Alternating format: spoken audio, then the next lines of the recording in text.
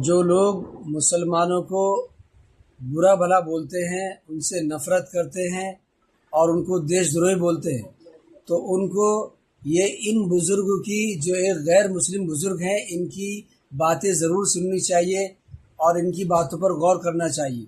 देखिए, ये एक गैर मुस्लिम बुज़ुर्ग है और ये अपने बचपन का, अपनी ज़िंदगी का वाक़या बता रहे हैं।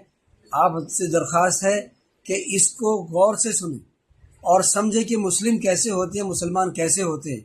मुसलमान लोगों को नुकसान नहीं पहुंचाते बल्कि उनकी मदद करते हैं। इस वीडियो को पूरा ज़रूर देखिए, ध्यान से देखिए। जब मैं स्कूल गया तो मुझे सरकारी स्कूल में दाखिला हुआ।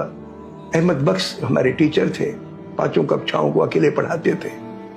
शहर में परिवार रहता था और गांव में रहते थे वो, और महीने में सिर्फ 1 मर्तबा अपने परिवार से मिलने जाते थे। वो डेडिकेशन मतलब मैंने शायद ही जिंदगी में किसी टीचर में देखा। पूरे दुनिया में मैं तमाम मुल्क घूमा, ऐसा टीचर जिन्होंने गोद में लेके मुझे पढ़ाया। हर फिक्र की, जब मैं बीएससी में पढ़ता था तो उन्होंने मेरे लिए, जब फीस जमा करनी थी, मेरे घर गिरवी रखा गया था, घर में गरीबी आ गई थी तो कर्जा नहीं मिल रहा था, तो एक दिन मैं नहीं जा पाया। तो उन्होंने कहा तुम गए क्यों नहीं, तुम्हारे स्कूल को कॉलेज खुल गया। मैंने कहा वो पिताजी इंतजाम कर रहे हैं पैसे का। बोले कितने पैसे चाहिए? तो मैंने कहा 40 रुपए फीस के लिए और किराए के लिए। 60 रुपए तनख्वाह मिलती थी उनको। फर्स्ट ईयर पास कर चुका था, सेकंड ईयर की बात है।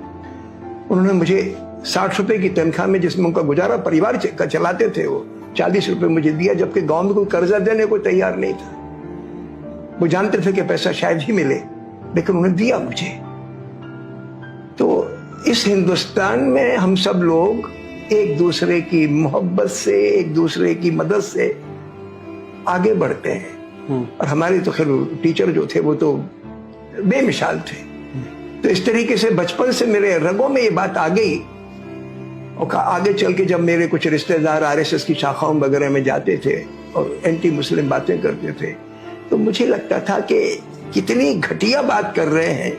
जिस शख्स ने मुझे इंसान बनाया, मेरे दिमाग में गणित के कायदे, हिंदी के कायदे इतनी आसानी से डाले कि मुझ में आत्मविश्वास पैदा किया। उस शख्स को और उसकी कौम को, उसकी बिरादरी को, उसके मजहब को कोई जलील करे, ये मेरे लिए बर्दाश्त के बाहर थी बात।